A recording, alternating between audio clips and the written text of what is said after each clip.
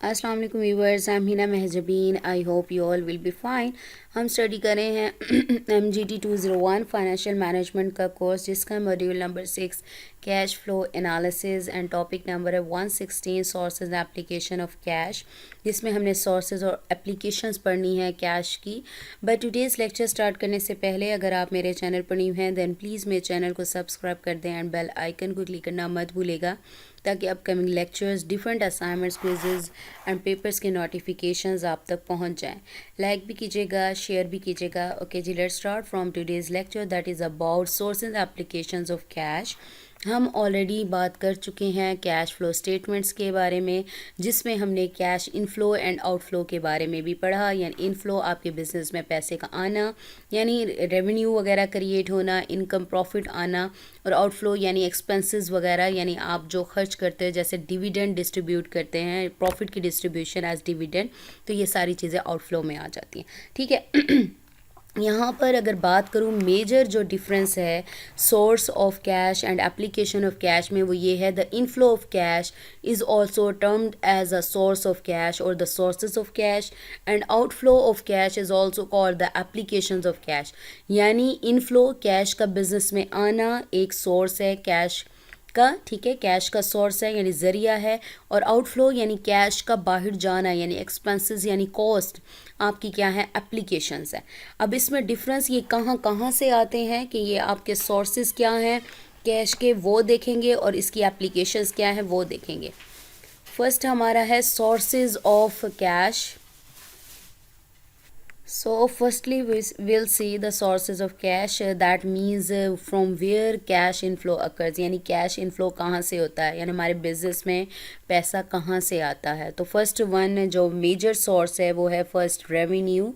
When we talk about sales revenue, it is certainly a source of cash inflow. So if we are in a service business, let's say we are selling our services as a lawyer, accountant, architect, etc., whatever fees we are charging is और revenue. यानी हम अपनी sales, अगर services की बात करो, अपनी services provide करते हैं, उसके अगेंस्ट जो फीस वगैरह लेते हैं, जो पैसे हम लेते हैं, वो हमारा रेवेन्यू होगा। इसी तरह से जब किसी भी कंपनी की या बिज़नेस की बात करूं, जो सेलिंग वगैरह होती है, तो उससे जो पैसा आता है वो हमारा रेवेन्यू होता है, यानी कैश इनफ्लो हुआ, हमारे बिज़नेस में पैसा आया। And when we are selling some goods to generate revenue, which is called sales or income, then there is a possibility that all of the sales that we are generating, there may be some sales discount। जब हम चीज़ें ख़रीदते हैं, जब चीज़ें हम बेचते हैं, तो उससे क्या होता है, रेवेन्यू हमने जनरेट करना होता है। तो इसमें ये भी पॉसिबिलिटी है कि कुछ भी सेल्स पर दे दी जाए, यानी सेल्स डिस्काउंट दे दिया जाए, यानी कोई चीज़ ले रहा है उसको थोड़ा सा डिस्काउंट कर दो, then the actual amount of sales, gross sales will not be that cash in flow, because we will get fewer amounts due to the discount. यानी मैंने जो एस्टिमेट लगाया था, यानी मेरी जो अमाउंट थी, यानी मेरी जो प्रोडक्ट था या चीज़ों की जो प्राइस थी, तो वो मैंने डिस्काउंट दे दिया, तो एक्चुअल जो कैश इनफ्लो होना था, जो एक्चुअल अमाउंट थी, वो मुझे नहीं मिलेगी, क्योंकि मैंने तो डिस्काउंट दे दिया, तो उससे मुझे कुछ थोड़ी अमाउंट मिलेगी। ठीक है, जो एक्चुअल कैश इनफ्लो है वो नहीं होगा। सो रेवेन्यू और sales need to be adjusted for some discount. तो जो डिस्काउंट है उसके लिए इस रेवेन्यू को एडजस्ट करने की ज़रूरत पेश आती है। यानी पहले से ही एक अगर मैं रियल लाइफ एग्जांपल हूँ, तो पहले से ही थोड़ा सा मार्जिन रख दिया जाए कि ये कुछ डिस्काउंट प्रोवाइड किया जाएगा। There may be some sale returns. So if there is a return of sales, so whatever is appearing in the gross sales figure will then not be collected, because a part of that is return, यानी कुछ return कर दे। So that both things we need to see at the time of cash inflow or sources of cash। यानी cash inflow क्योंकि major source है revenue cash inflows का, तो ये जो discount वाला या returns वगैरह है, ये दोनों conditions को आपको जब भी sources of cash देख रहे हैं, तो इनकी adjustment करने की ज़रूरत पेश आती है, इनको adjust करना पड़ता है। Next, a collection from receivables. When we make credit sales, as a result, the sales are not collected in the form of cash therein, then rather it is first converted into accounts receivable, and then later on cash is received from the debtors or accounts receivable. So another source of cash will then be accounts receivable or debtors. अच्छा जी, receivable, जब भी आप किसी को उधार पर चीज़ देते हो, यानी आपने कुछ चीज़ें बेची, आपको उसके जो पेमेंट है कैश है वो उसी टाइम नहीं मिला, आपको कुछ दिनों बाद, कुछ महीनों बाद या with in year accounting period वो पैसे मिलेंगे। तो आपको मैं पहले भी बता चुकी हूँ, तो अकाउंट्स रिसीवेबल अराइज होते हैं इस कंडीशन में। जब होते हैं तो फर्स्टली जब भी आप अमाउंट जो है रिसीव करते हो तो फर्स्ट वो अकाउंट्स रिसीवेबल में कन्वर्ट होती है, देन कैश की फॉर्म में होती है। तो इसी वजह से ये भी कैश की सोर्स है।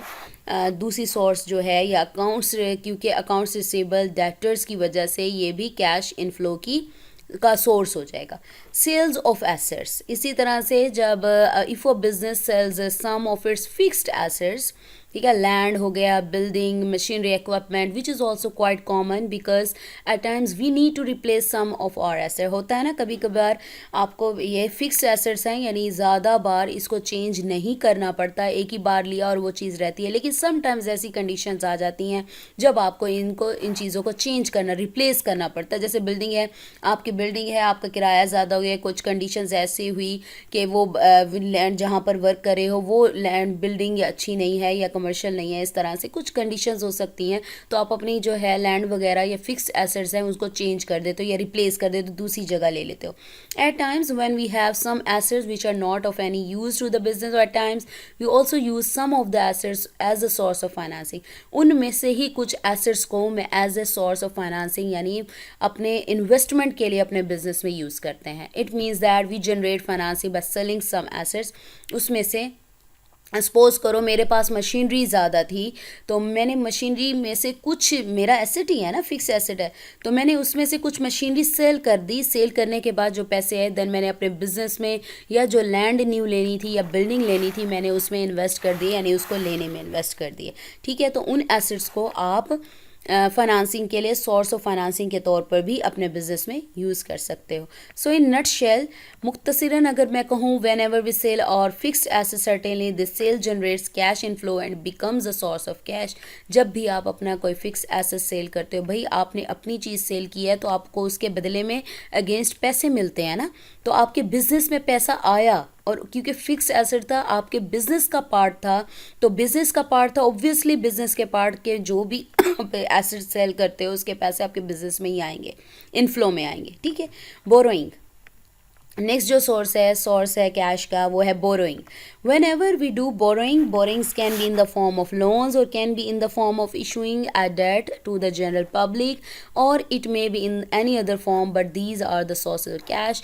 बोरोइंग, भाई आप किसी से उधार लेते हो अपने बिजनेस में, सपोज करो आपको ज़रूरत है, आपने लोन लिया या क्रेडिट पर चीज़ें ली, तो वो क्या है वो, या फिर आपने इशू किया यानी जनरल पब्लिक को डेट्स दिए, ठीक है, उधार लेते हो, उनसे ले लिए या देते हो, तो इस क्या है, ये भी आपके जो बिजनेस में, क्योंकि उधार वगैरह आपने लिया है तो क्या है, बोरोइंग्स हुई हैं, देन ये भी कैश का एक सोर्स है, यानी आपके बिजनेस में कैश आता है। नेक्स्ट है equity.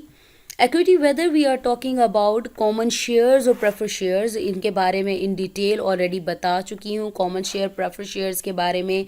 Whether we issue common share prefer share but there will be cash inflow from both of their issuance and these are the source. और कैश इनफ्लो जैसे ही इशू करती हूँ, क्योंकि ये जो शेयर्स हैं इशू करूँगी मैं, लोग इसे परचेज़ करेंगे और इसके बदले में मुझे पैसे मिलेंगे, फाइनेंसिंग होगी, इन्वेस्टमेंट होगी मेरे बिजनेस में। सो ये कैश इनफ्लो का सोर्स है। Next we have to see the applications of cash flow, which means that from where cash outflow occurs, यानी सोर्सेज की अगर बात करूँ, कहाँ से कैश इनफ्लो आता है हमारे बिजनेस में, पैसा कहाँ से आता है, ठीक है, और यहाँ पर एप्लीकेशंस ऑफ कैश यानी कहाँ से हमारा पैसा जाता है बिजनेस में से। First one source application is expenses and cost. whenever we incur some expense or cost like salaries payment करनी होती है, यूटिलिटी बिल्स पे करने होते हैं, repair and maintenance and travelling etcetera, इस तरह के जो एक्सपेंसेस और ऑल दिस एक्सपेंसेस और कॉस्ट जो रिक्वायर कैश आउटफ्लो, यानी आपको सैलरीज वगैरह देनी है, आपके जो पैसा है उसमें से जा रहा है ना, बिल्स वगैरह पे करते हो, मेंटेनेंस वगैरह करते हो, ये सारे पैसे आपके आउटफ्लो में आते हैं, यानी आपके बिजनेस में प्रॉफिट जो है उसमें से पैसा जाता है आपका। परचेजिंग फिक्स एसेट, जैसे यहाँ सेल करने की ऊपर बात आई थी सोर्स की कि सेल करने के बाद आपके पास पैसे इनफ्लो होता है, इसी तरह से अगर कोई फिक्स एसेट आप खरीदते हो पैसा खर्च होता है ना उसको खरीदने के लिए, तो खरीदोगे तो क्या होगा, आपका पैसा आउटफ्लो होगा। When we purchase goods that requires cash outflow, similarly, if we purchase fixed assets like plant, building equipment, vehicles, then the purchase of fixed assets is also an application of cash because purchase actually leads to cash outflow. यानी purchase करोगे, किसी को चीज़ को purchase करने के लिए पैसे लेकर जाने हैं, उसको परचेज करना है, तो क्या होगा, पैसा अब वो आउटफ्लो होगा, यानी बिजनेस से जाएगा बाहर। पेमेंट टू पेबल्स, यानी आपने किसी से लोन वगैरह लिया है, कुछ लायबिलिटीज़ हैं जो आपने पे करनी है, जब आप पे करते हो ऑब्वियसली आपका जो पैसा है वो आउटफ्लो होता है, यानी कैश आउटफ्लो है। When we pay our liabilities, accounts payable, notes payable, all these payables result into application of cash, that is a cash outflow. Accrued expenses are those expenses which were incurred earlier but not paid in cash, यानी पहले कुछ महीने पहले, साल पहले ये expenses हुए थे बट ये कैश की फॉर्म में अभी तक मुझे पेमेंट नहीं मिली। Whenever we pay these outstanding or accrued expenses which are also application cash, कभी ना कभी तो इसको पे करना है ना, तो जब भी पे करोगे तो आपके जो पैसे हैं वो जाते हैं, तो मीन्स ये क्या हुआ, कैश आउटफ्लो यानी एप्लीकेशन ऑफ कैश हो गया। नेक्स्ट है payment of long term liabilities. Liability जैसे करंट फिक्स्ड एसेट्स की बात की थी, इसी तरह से लॉन्ग टर्म जो लाइबिलिटीज़ हैं, आपने कभी ना कभी चाहे कुछ भी हो, लॉन्ग टर्म ही सही, आपने इसकी पेमेंट करनी है, चाहे वो इंस्टॉलमेंट की फॉर्म में हो या वैसे ही रिटर्न देना हो। Whenever we pay the whole liability or we are returning it in the form of installments, यहाँ पर ऑफ आएगा, ठीक है। Then the both of them basically are applications of cash, चाहे वो जैसे भी दो एप्लीकेशन कैश आउटफ्लो होगा। Dividend, when we distribute profit in the form of dividend, then the payment of dividend requires cash outflow and it is also an application of cash. भाई जब आप दोगे किसी को जो प्रॉफिट है उसमें से किसी को देना पड़ेगा, यानी डिविडेंड दोगे, तो ऑब्वियसली आपके जो पैसे हैं वो जाएंगे, यानी कैश आउटफ्लो होगा, जो कि एक एप्लीकेशन है किसकी, कैश की। नेक्स्ट इज ट्रेजरी स्टॉक, इसके बारे में भी हम इन डिटेल ऑलरेडी पढ़ चुके हैं। Some companies, although it is very rare that companies repurchase their shares and when they do it is called treasury stock. इसके बारे में और भी पढ़ा था, यानी कंपनीज अपने रीपरचेज करती हैं, इसे कैंसिल नहीं करती बट परचेज करके इसे अपने पास रखती हैं। So purchasing their own stocks from the market actually requires an application of cash, यानी उन्हें पैसा लगाना पड़ता है। भाई परचेजिंग करनी है, चाहे उन्होंने बेच दिया था, दोबारा से परचेज के दोबारा से पैसा लगा कर खरीदेंगे, तो इसीलिए क्या होगा, कैश आउटफ्लो होगा, यानी एप्लीकेशन ऑफ कैश रिक्वायर है।